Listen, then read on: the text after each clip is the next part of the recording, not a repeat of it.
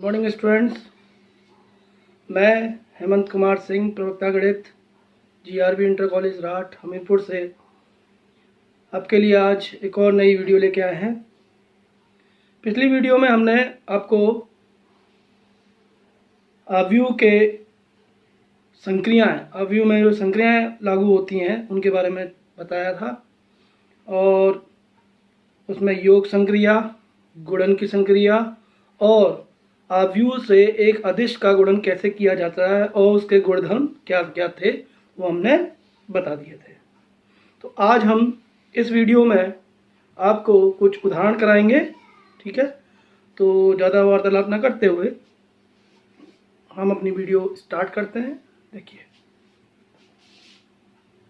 हम आज चर्चा करने वाले हैं आव्यूह के गुणन के गुणधर्म, यानी कि properties of multiplication of matrices. तो हमने जैसे योग में हमने आपको गुणधर्म बताए, और एक अदिश का यदि किसी आव्यूह से गुणन किया जाता है तो उसके भी गुणधर्म हमने बताए। हम बताते हैं आव्यूह के गुणन के गुणधर्म। तो हम जानते हैं कि पहला साचर्य नियम है, साचर्य नियम,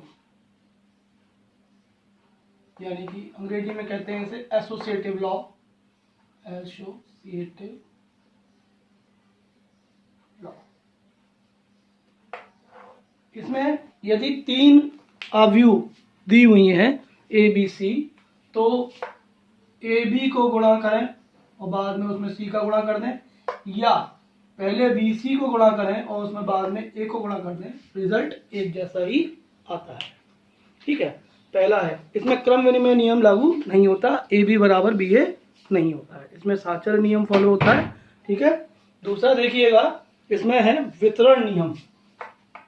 सेकंड है वितरण नियम,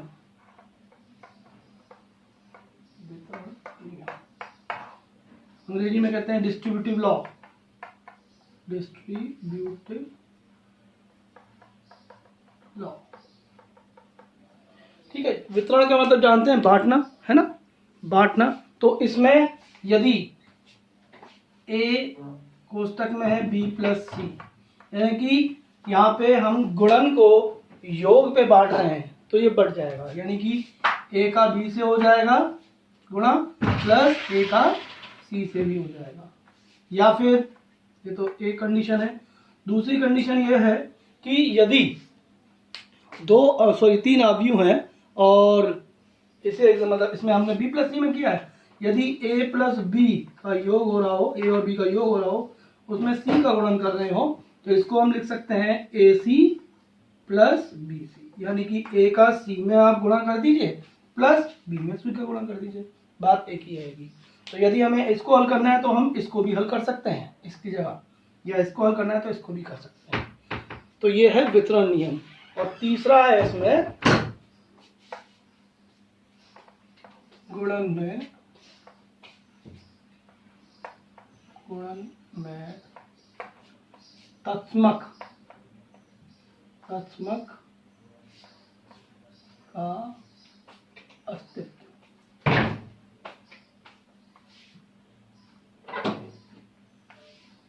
यानी कि ये कह सकते हैं हम अंग्रेजी में कि एग्जिस्टेंस ऑफ मल्टीप्लिकेटिव आइडेंटिटी, ठीक है। तो यहाँ पे लिखेंगे एग्जिस्टेंस ऑफ मल्टीप्लिकेटिव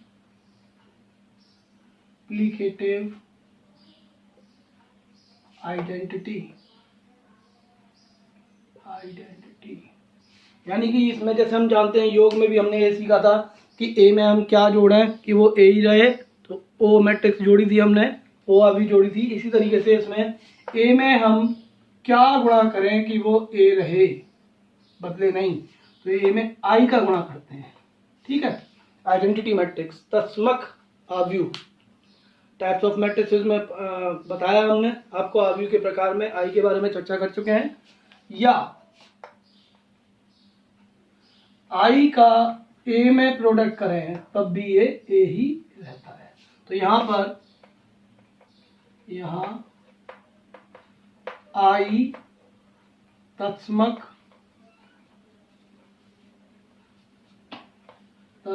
आव्यूह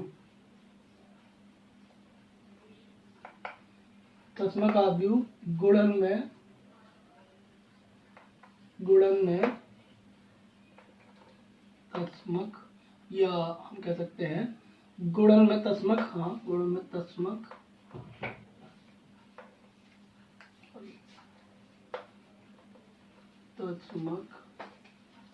अवयव है।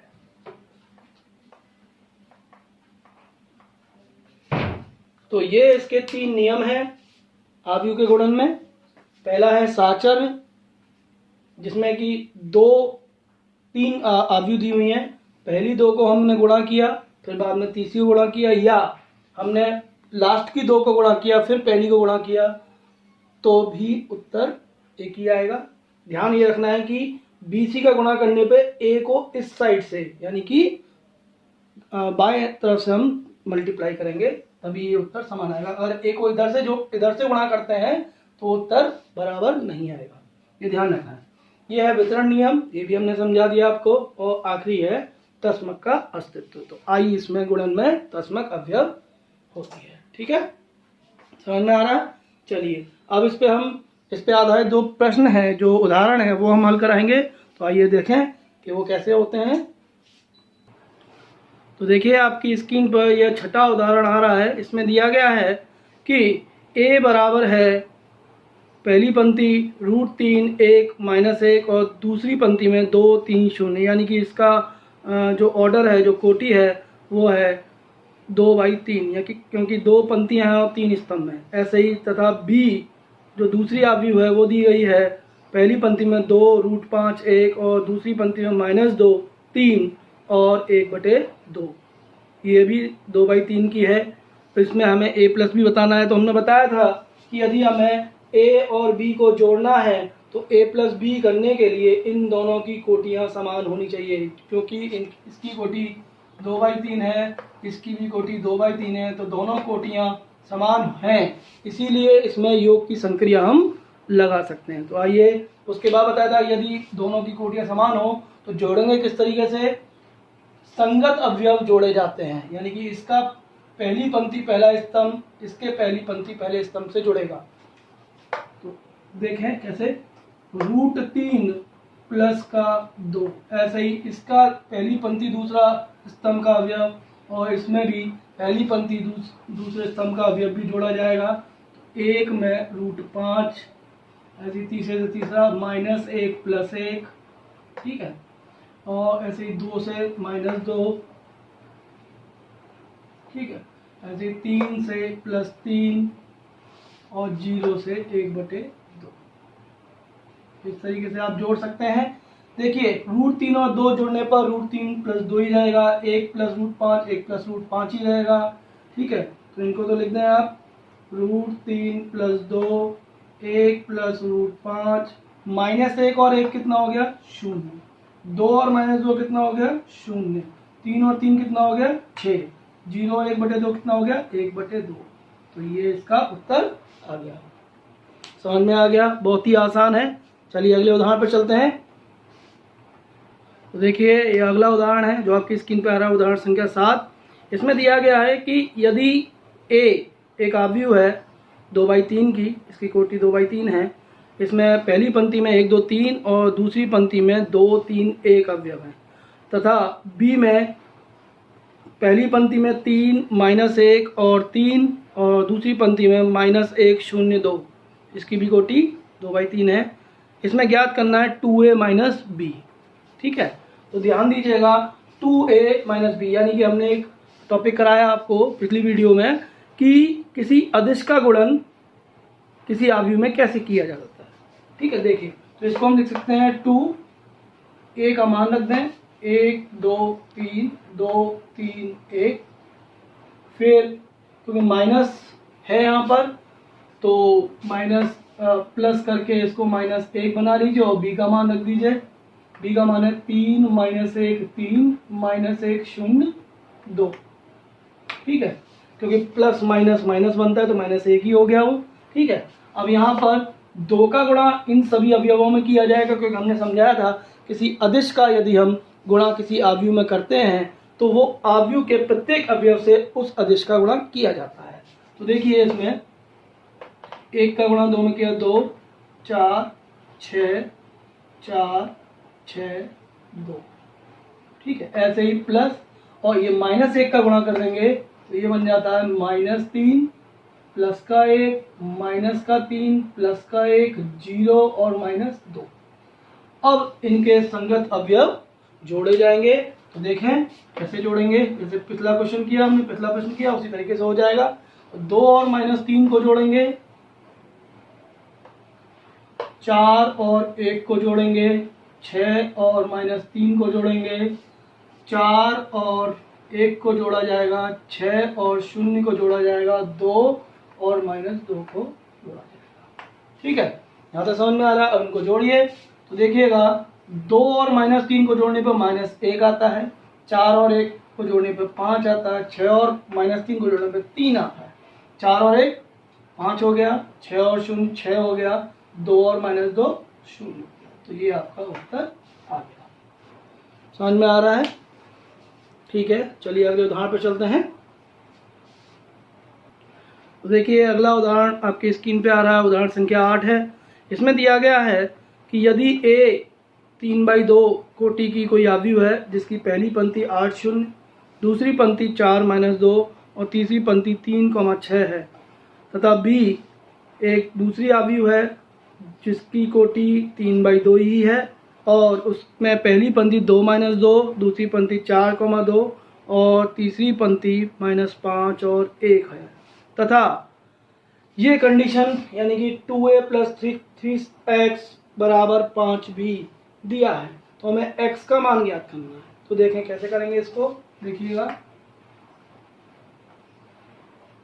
तो यहाँ पर 2a + 3x = 5 भी है। यदि हम यहाँ पर -2a कर दें दोनों तरफ, -2a और -2a, तो 2a से 2a खत्म हो जाएगा, है ना, कट जाएगा। तो यह 3x बराबर कितना आ जाएगा, 5b - 2a। ठीक है, जिसको हम लिख सकते हैं 5b का मान रख दें, b का मान कितना है 2 - 2 4 2 -5 और 1। ठीक है, हम जानते हैं कि माइनस में नहीं करते, हम प्लस बना के करते हैं। तो प्लस का -2 कर दिया और a का मान रख दिया। a का मान कितना हो गया 8 0 4 -2 3 6। ठीक है, अब इनका गुणा किया तो देखिए 5 का गुणा सभी अवयवों में हो जाएगा जैसे पिछले प्रश्न में किया हमने। तो यहाँ पे हो जाएगा ये 10 माइनस का 10 20 प्लस का 10 माइनस का 25 और प्लस का 5। 5 5 होता है। ऐसे माइनस 2 का गुणा कर दें प्लस यहाँ पे कितना बनेगा देखो -16 0 माइनस का 8 -2 4 प्लस का हो गया -2 और 3 माइनस का 6 -2 और 6 माइनस का 12। ठीक है, अब इनको जोड़ें तो 3x का मान कितना आएगा, इनको जोड़ दें आप तो संगत अवयव जुड़ते हैं। तो 10 का -16 से जुड़ा हो जाएगा यानी 10 - 16 फिर -10 प्लस 0 -10 प्लस 0 20 प्लस -8 या इसको ऐसे लिखें प्लस का -16 कर दें। ठीक है, अच्छा 20 प्लस -8 फिर 10 प्लस 4 फिर -25 प्लस माइनस का 6 और 5 प्लस का -12। ठीक है, ये समझ में आ रहा है? ठीक, अब इनको आप जोड़ें तो देखिए 10 - 16 कितना होगा, 10 - 16 का -6 -10 प्लस 0 -10 20 प्लस -8 कितना होगा 12 10 प्लस 4 14 और -25 और -6 माइनस का 31 और 5 - 12 माइनस का 7। ये किसका मान है? ये किसका है? 3x का मान। किसका मान है? 3x बराबर है ये -6 -10 12 14 और -31 और माइनस का 7। हमें किसका मान चाहिए? हमें चाहिए केवल x का मान। तो 3 का भाग कर दे तो x का मान हो जाएगा 1/3 -6 -10 12 14 -31 माइनस का 7। आंसर आपका ये भी है। या आप 1/3 का गुणा कर दें अंदर तो ये हो जाएगा -2, ये हो जाएगा -10/3, ये हो जाएगा 4, ये हो जाएगा 14/3, ये हो जाएगा -31/3, ये हो जाएगा -7/3। ठीक है, ये भी इसका उत्तर है और ये भी इसका उत्तर है पूरा। ठीक है, समझ में आ गया?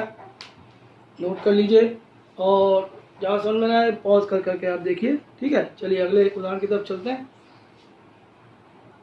देखिए अगला उदाहरण आपकी स्क्रीन पे आ रहा है। ये उदाहरण संख्या 9 है।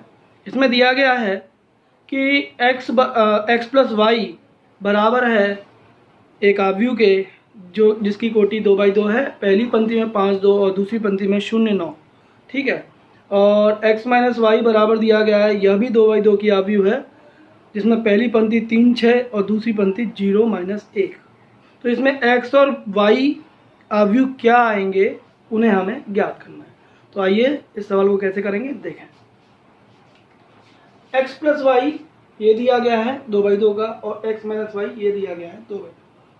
तो एक तरीके से हमने जो 10वीं कक्षा में समीकरण हल करने का तरीका सीखा था उसी तरीके से इसको हल करेंगे।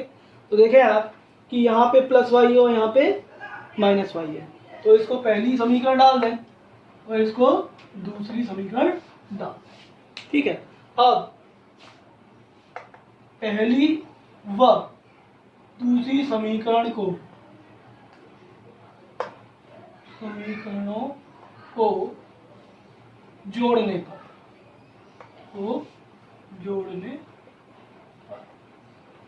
जोड़ने पे क्या मिलेगा? देखो x से x जुड़ जाएगा 2x बन जाएगा, +y - y खत्म हो गया और इन दोनों आव्यूहों को आप जोड़ेंगे 5 2 0 9 प्लस कितना 3 6 0 -1। इनको जोड़े आप तो ये कितना आता है? 5 में 3 जोड़ा 8 बना, 2 में 6 जोड़ा 8 बना, 0 में 0 जोड़ा 0 बना, 8 में -1 जोड़ा है ना, तो कितना आएगा? 8। ये तो समझ में आ गया होगा। ठीक है भाई, 5 में 3 जोड़ा 8, 2 में 6 जोड़ा 8, 0 में 0 जोड़ा 0, 9 में -1 जोड़ा तो 9 - 1 बनेगा। 9 - 1 कितना होता है? 8। तो ये आपकी 2x आ गया।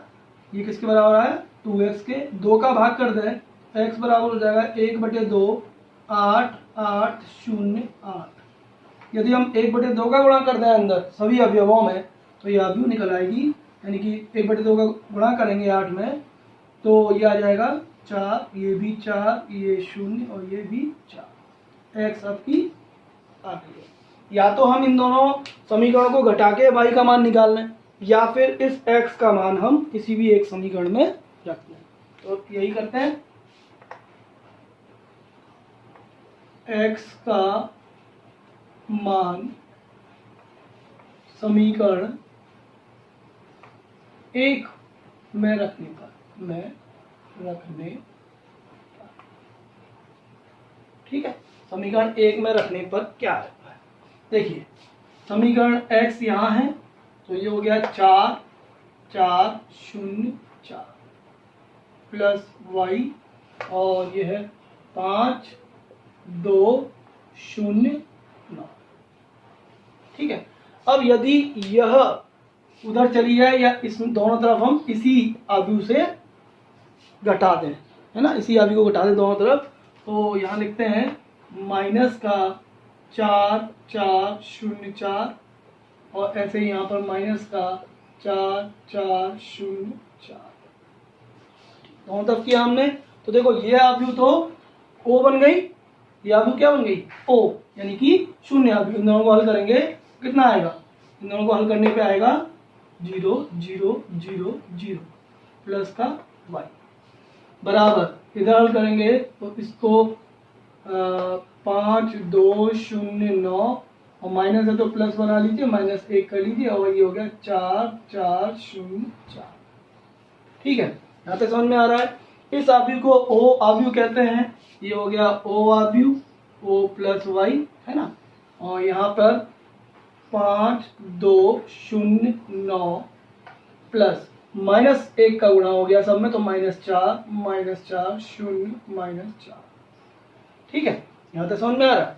हमने बताया था कि शून्य में कोई भी आव्यूह जोड़ दी जाए वो आव्यूह वैसी ही रहेगी, है ना, क्योंकि शून्य योग में दशमक अवयव है। तो ये 0 प्लस वाई कितना बनेगा y, और इनको आप जोड़ें तो 5 माइनस प्लस -4 हो गया, 2 प्लस -4 हो गया, 0 प्लस 0 बना और 9 प्लस -4।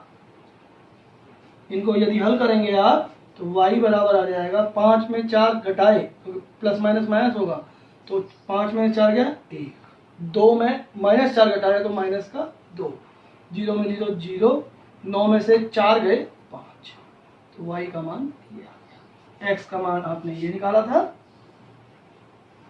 और y का मान ये आ गया। समझ में आ गया, सवाल कैसे करने हैं हमको समझ में आ रहा है। ठीक है, चलिए अगले उदाहरण की ओर चलते हैं। तो देखिए आपकी स्क्रीन पे उदाहरण 12 आ रहा है। इसमें दिया गया है कि यदि a कोई आव्यूह है 2/2 कोटि की जिसके पहली पंक्ति में 6 9 और दूसरी पंक्ति में 2 3 हो, तथा b दूसरी आव्यूह दी हुई है जिसका ऑर्डर यानी कि कोटि 2/3 है, तो इसकी पहली पंक्ति में 2 6 0 और दूसरी पंक्ति में 7 9 8 हैं, तो हमें ए बी ज्ञात करना है, यानी कि दोनों आव्यूह का गुणन हमें निकालना है। तो हम बता चुके हैं गुणन कैसे करते हैं, तो आइए समझिए कि इस सवाल को कैसे करेंगे।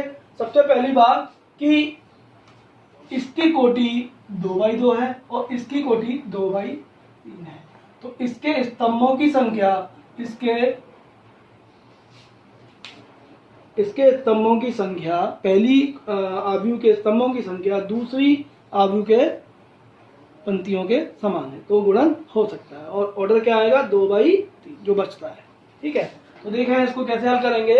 2/3 यानी कि इसमें 2 पंक्तियां, इसके रिजल्ट में 2 पंक्तियां होंगी और 3 स्तंभ होंगे, यानी कि टोटल कुल मिला के अवयव कितने होंगे 6।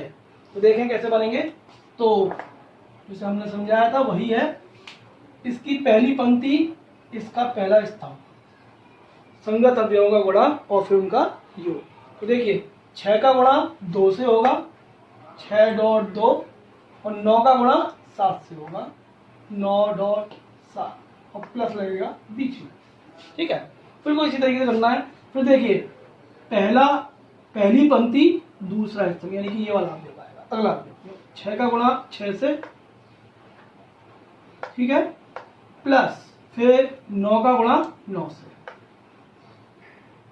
ठीक है, फिर ऐसे ही पहली पंक्ति इसकी और तीसरा स्तंभ इसका, तो 6 का गुणा 0 से प्लस फिर 9 का गुणा 8 से।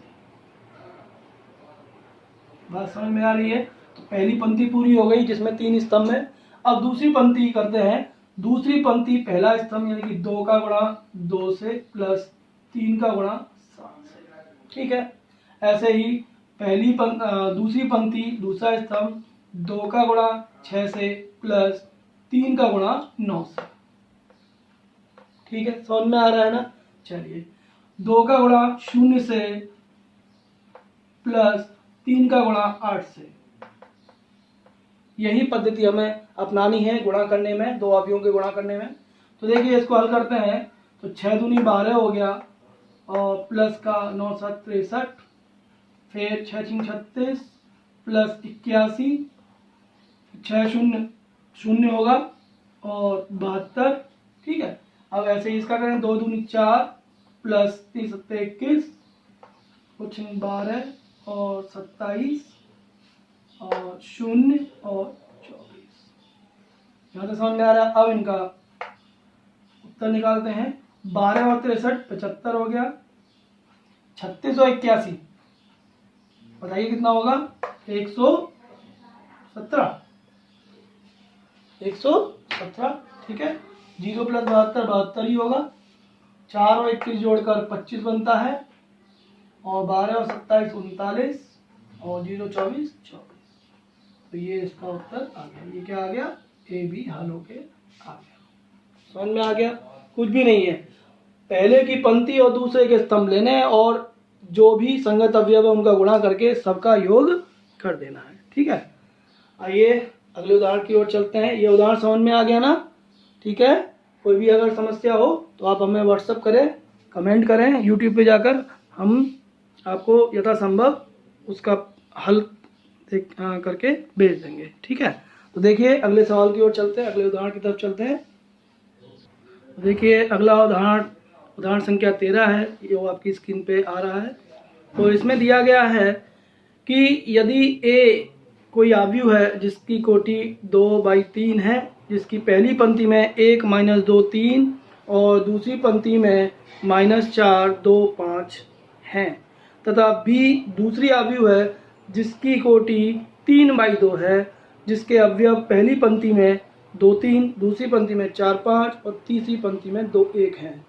तो इसमें ए बी भी ज्ञात करना है, बी ए भी ज्ञात करना है और यह दर्शाना है कि ए बी और बी ए बराबर नहीं होते, क्योंकि हमने अभी आपको जब गुणधर्म लिखवाए थे गुणन के, तो हमने बताया था कि गुणन क्रम विनिमय नहीं होता है। तो ए बी बराबर बी ए नहीं आएगा, यह हमें दर्शाना है। तो देखिए ए बी,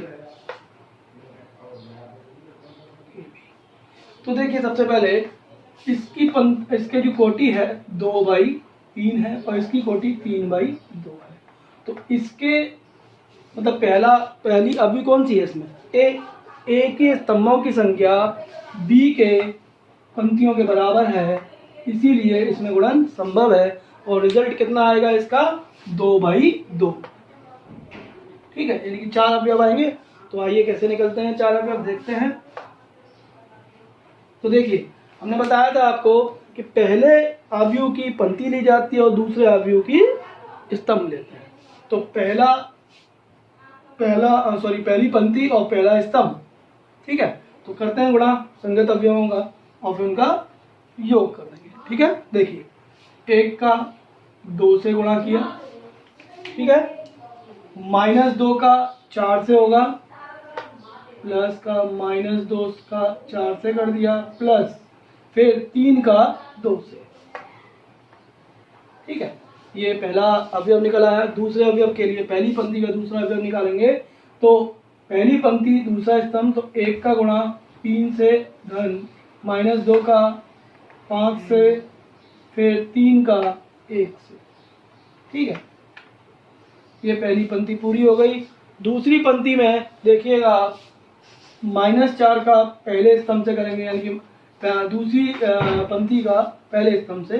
तो -4 का गुणा 2 से, प्लस 2 का गुणा 4 से, प्लस 5 का गुणा 2 से। ठीक है, ऐसे ही अब दूसरी पंक्ति और दूसरा स्तंभ लिया जाएगा, 2 2 निकालना है हमको। तो -4 का गुणा 3 से, प्लस 2 का गुणा 5 से, प्लस 5 का गुणा 1 से। ठीक है, अब इन सभी को जोड़ें आप। तो देखिएगा 2 -8, 1 गुणा 2 2 बनेगा, -2 गुणा 4 माइनस का 8 प्लस का 6। ठीक है, ऐसे ही अगला करें तो 1 गुणा 3 3 बनता है और ये हो गया माइनस का 10 और प्लस का 3। ठीक है, ये हो गया माइनस का 8 प्लस का 8 प्लस का 10, ये हो गया माइनस का 12 प्लस का 10 और प्लस का 5। ठीक है, अब इसको हल करें तो देखिएगा 2 और 6 8, -8 0, 3 और 3 6, -10 माइनस का 4, -8 और 8 0 हो गया, 0 प्लस 10 10 हो गया, 10 प्लस 5 15 हो गया, 15 में से 12 गया 3, उत्तर आ गया। ए बी निकल आया। अब बी ए निकालते हैं। तो बी ए के लिए देखें, बी की कोटि है 3/2। बी की कोटि कितनी है? 3/2 और ए की कोटि है 2/3।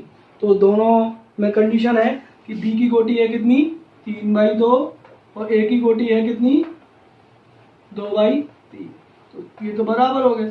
तो ऑर्डर कितना आएगा इसका? इसका ऑर्डर आएगा, इसकी कोटि आएगी 3/3, यानी कि 9 अवयव हमें निकालना है। तो आइए देखें कि कैसे निकलेंगे इसके अवयव। तो अब हमें ये ध्यान रखना है, या फिर आप आसान करने के लिए लिख लें इसको, नहीं तो गड़बड़ हो जाएगी, कोई ना कोई गलती कर दोगे। तो 2 3 4 5 2 1, और ए को लिख लें। ए क्या है? 1 - 2 3 - 4 2 5। ठीक है, अब गुणा करें। तो पहली पंक्ति पहला स्तंभ, यानी कि 2 का 1 से, 3 का -4 से। ठीक है, ऐसे ही पहली पंक्ति दूसरा स्तंभ 2 का -2 से प्लस 3 का 2 से। तो पहली पंक्ति तीसरा स्तंभ, यानी कि 2 का 3 से और 3 का 5 से। ठीक है, अब ऐसे ही निकालें। दूसरी पंक्ति पहला स्तंभ 4 का 1 से प्लस 5 का -4 से। ठीक है, फिर दूसरा स्तंभ दूसरी पंक्ति दूसरा स्तंभ 4 का -2 से प्लस 5 का 2 से। फिर दूसरी पंक्ति तीसरा स्तंभ 4 का 3 से और 5 का 5 से। ठीक है, ऐसे ही तीसरी पंक्ति पहला स्तंभ, यानी कि 2 का 1 से और 1 का -4 से गुणा करेंगे और जोड़ देंगे। फिर 2 का -2 से और 1 का +2 से। ठीक है, फिर 2 का 3 से और 1 का 5 से। यहाँ तक समझ में आ रहा है? ठीक है, देखिए आगे। देखिए यहाँ पर जगह नहीं है तो यहाँ लिख लेते हैं। देखिए 2 गुणा 1 2 बन गया, 2 - 12 ये बना। ठीक है, और ये बना -4 प्लस का 6, ये कितना होगा? 6 + 15। ठीक है, अब अगली पंक्ति पे चलते हैं। 4 - 20 -8 प्लस का 10 और 12 + 25। यहाँ से समझ में आ रहा है? इसके बाद ये तीसरी पंक्ति, तो 2 और -4 + 2 और 6 और 5।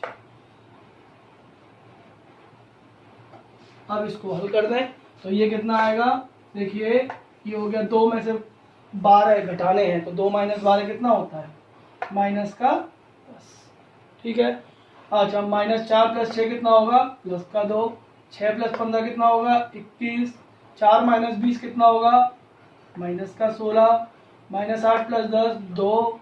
12 + 25 37।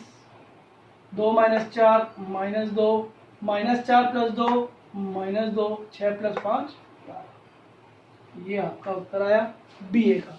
तो यहाँ से दिख रहा है हमको कि AB और BA बराबर नहीं है, क्योंकि AB का मान आया था हमारा ये 2/2 का और BA का मान आया 3/3 का। तो कोटि ही बराबर नहीं है, तो अवयव कैसे बराबर हो जाएंगे? ठीक है, तो मैं आशा करता हूँ कि आपको समझ में आया होगा। ठीक है, तो अगली वीडियो में और सवाल आपको कराएंगे। तो इस वीडियो में यहीं तक, धन्यवाद।